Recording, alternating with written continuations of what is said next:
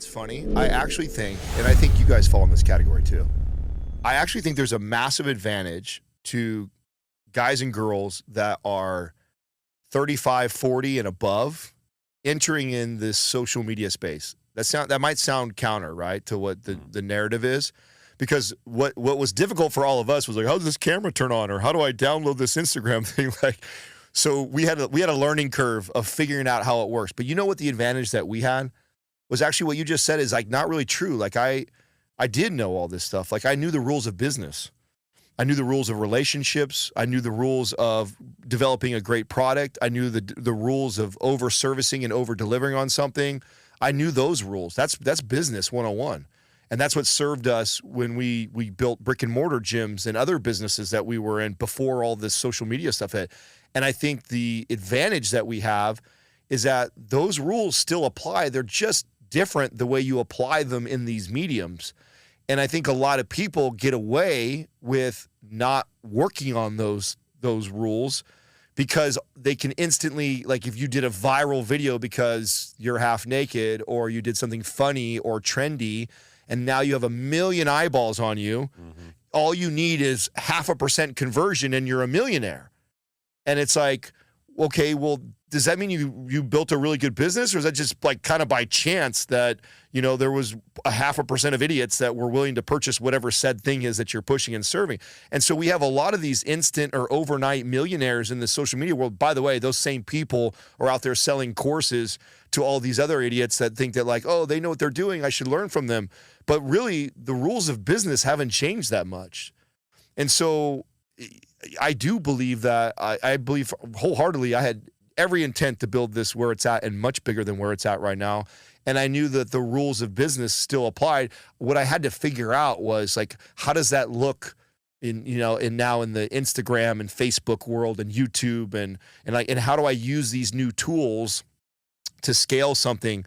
And that's what's cool is that these tools offer us the ability to scale to a much larger size than if you had the best brick and mortar store in your town. So there's a huge advantage to scalability, but the same original rules of what made that brick and mortar very successful in a small town and made it into a 6-figure business back in the day, say 20, 30 years ago, are the same rules that apply today. They just look a little bit different. And I think that a lot of people make a mistake to think it's so much different. It's actually really not. And they get so caught up in all the quick ways to get to that 1 million followers or get 1 million eyeballs. I was actually always slow to that. People used to say, oh man, wouldn't it be great if you guys got on Joe Rogan? I used to say, no, that's a terrible idea. Why? Well, because 7 years ago, I didn't have the infrastructure. I didn't have the team. I didn't have the vision for what happens, Adam, when 1 million people all of a sudden say they want something from you. Like, are you going to be able to capture and to service and to take care and over-deliver on those people? And I knew I couldn't. So when people thought I was crazy when I'd say things like that, like, no, I don't want to be on Joe Rogan. They're like, no, you don't want to be on Joe Rogan. It's the biggest guy in the world. It would blow your business. No, it wouldn't. Yeah. No, it wouldn't. Not if you don't have a good product. Not if you have a good way to service it. Not if you have a good team. I was still that part I was figuring out. And the same rules apply of like, oh, I think this is a good idea. Let me go try it. You know, one of my favorite interviews we ever did was with me, right? It was you. Okay. Second favorite, I meant to say. Second favorite. Right. Second favorite interview we ever did was Mark Randolph, who's the co-founder of Netflix. Oh, wow. Told one of the greatest stories. If you guys never heard that interview, you should go back and listen to that interview. I don't think I heard that one. It's a long time ago. It was great. One of my favorite. And he tells this story. I love this story he tells. And he's talking about like some of the best entrepreneurs. It had everything to do with speed to test their theory, right? How fast, like every entrepreneur has ideas, right? I've never met an entrepreneur who calls himself an entrepreneur and doesn't have ideas. They all got fucking ideas. But the good ones or the great ones are the ones that can test their ideas and their theories as fast as they can to find out how shitty of an idea it was or how great of an idea it was. Spend as little money as they can, test their theory as fast as they can to find out if their hypothesis is right or not. He tells this story, right? He helps out all these entrepreneurs with like their business ideas. And this girl comes to him with this brilliant idea. She's in college. And she wants to basically become the not Uber. What is like a famous sharing app that we have?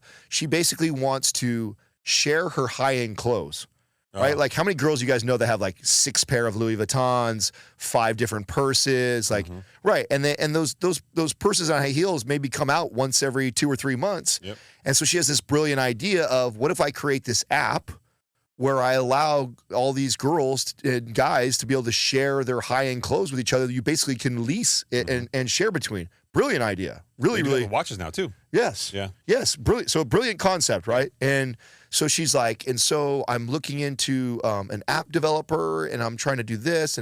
And so I need to raise this much money to get this paid for. And I think I need a place to hold and store and warehouse and this. And he's like, whoa. He's like, why are you doing all that? He's like, do you have a Sharpie and a piece of paper? And she's like, yeah, I'm in college. It's on my desk. He's like, go get it right now. So she runs over, she gets it. He goes, what I want you to do is I want you to write on there, do you want to borrow my Louis Vuitton shoes? And go stick it to your dorm room. And then call me when people start knocking on your door. And his point he makes there is he's like, so what you're going to find out is, does anybody knock? Because if nobody knocks, maybe your idea sucks. And you didn't go build a $500,000 app to figure that idea out. Yep. And let's say you do get knocked on and people start knocking like crazy. Like, yeah, and you right away have to loan out all of your clothes. You start to learn things like, oh, wow, I'm going to need way more inventory to even supply, to even give the supply to the demand that I have of people that want to borrow stuff. Or, oh, wow, it's really hard to match people up with sizes. That's a problem I got to solve. Oh, shit, some people don't return it in time like they said they're going to return it. I'm going to have to solve that problem. Oh, shit, some people return it damaged. What do I do with that? He goes, you start learning all that way before you took out a $500,000 loan to go get this app. And so I love that piece of advice because I've built every business that I've built with that concept of, okay, we all got great ideas. Let's go test that theory. Let's not overthink the copy, the design, the app behind it. Let's just go figure out the fastest, the cheapest way I can go test my hypothesis. And I'm going to learn along the way where my problems, where my pitfalls are, if it's even a good idea, how expensive is it going to get? And then we can go from there. And we've built the entire media company and all the arms and going on 5 companies now underneath it with that concept, with that idea of we've got lots of ideas. How quickly can we test our hypothesis and learn if it's a great idea or not and where the challenge would be? And we don't overthink that. And I'm lucky and blessed that I have 3 partners that operate the same way. This is why, too, a lot of really intelligent entrepreneurs never really get the success that people that might be slightly less intelligent get by just being more cavalier and willing to try and fail and try and fail and try and fail, is they don't have this paralysis by analysis. They're not getting stuck in this, okay, I got to make this thing totally perfect before I go to market. That's also why hobbies tend to be really, really good businesses for people because they love it, they chase it, they run it down, and it grows over time as opposed to just trying to design a product and just push it out. This has been part of my secret sauce or formula to my success since I was a kid. When I was 22 years old, I read a book one time, and it like forever changed my mindset around this. And I can't remember the name of the book, so forgive me, but in the book it talked about the average millionaire or the average entrepreneur that built a multi-million-dollar business had failed at 9 other businesses before they had that one successful. Here I am at 22 years old. I've done my little lawn mowing business and my car detailing business by then. And I'm like, in my head, I think I'm going to be a millionaire soon. I'm going, oh, fuck. I've only got 2 failures under my belt. I got 7 more to go. And what I also know about myself, because I was never the most athletic guy. I was always the guy that had to practice extra longer or do more work. Really? Oh, yeah. I was not gifted. I loved sports, and I would consider myself an athlete, but I wasn't gifted at all. I was the guy who... I describe myself the same way. Okay. I was very awkward. I had to grow physically. Yes, and so I'm grateful for that because it built this spirit in me of like, oh, I know I'm not as good as this guy, but I can outwork this guy. And so when I saw that and read the average millionaire fails 9 times, I didn't go, oh, I just got to get to 9. I went, oh shit, my dumb ass might take 15 times, and I'm only at 2 right now. I better hurry up and get to 13. And so every time I have a good idea, if I'm literally going to think about it for a year or 2 and build a business plan and figure it out and go get money, and I'm like, oh my God, I'm never going to get to 15. So as soon as I have an idea, I got to find a way to go apply that idea and fail my ass off. And so I can get to the next idea. And so that was built into me at like 22. And then I think I heard Mark Randolph articulate it better than I did.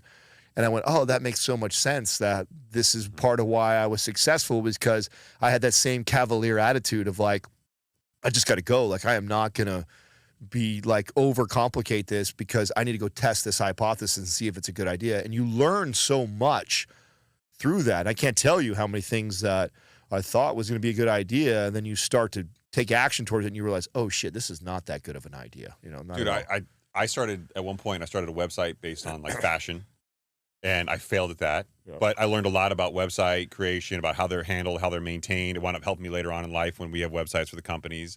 I learned how to like program what was then Macromedia Flash, which helped us when we're doing the video content and stuff like that. I've failed at more fucking things in my career than I can even care to remember. I started a real estate company at one point that failed, and then I started a second one later on. And it's funny, every time I go and check my license to see if I need to submit some stuff for my continuing education, I always see the first company's name because it stays on your license forever. And I always remember how like I had the highest aspirations for that company, but I was so young. Yeah. And now I can look back on it and go, okay, yeah, I wasn't ready for X, I wasn't ready for Y. Yeah. But if it wasn't for those experiences, I don't think I'd be where I'm at.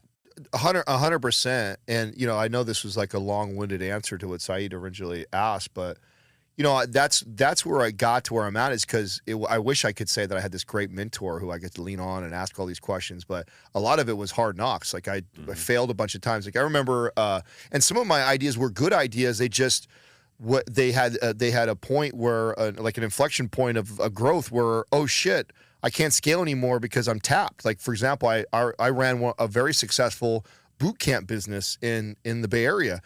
Thought it was a brilliant idea. Thought it was really good too, because I'm like, oh, I can grow these big groups and I could charge people a better deal, and then I can, you know, and I had like 3 or 4 trainers that were working underneath me, and it was like I really got to a point where like, man, I was getting up at 5 o'clock in the morning, working 8 o'clock at night. I had all these different camps all over the place, and I still wasn't a millionaire yet. I'm like, I was still quite a ways away from being a millionaire. I had a successful little business I had built.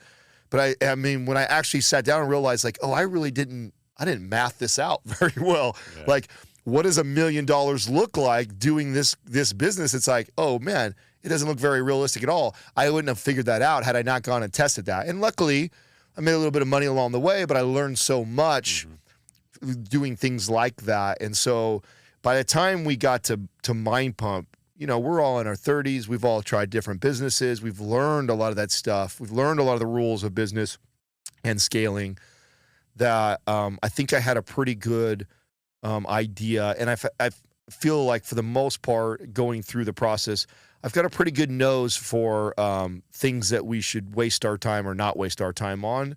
And for the most part, we've made a lot of really good decisions in the scaling process. And it helps having, you know, 3 other brilliant entrepreneurs as partners, for sure. And that's kind of the messaging that we've been trying to preach to our listeners too, is you know, don't be afraid to fail. Get out there. I remember we actually had this on the last conversation we had with you when you were on the podcast. You had mentioned this book where you have to try, you know, the average millionaire or entrepreneur that built something, it took them 9 times, you know. So that's like, don't be afraid to fail. Get out there, you know, learn along the way, take on those hard knocks, and build something over time. And even if it fails, you can carry it on to the next thing. Yeah, and there's something too about like the education that you get from actually doing the thing. It's so much more valuable. It's way better than the education of the book or the schooling or the mentorship that you get. Like going and doing the thing gives you a whole different perspective of that thing.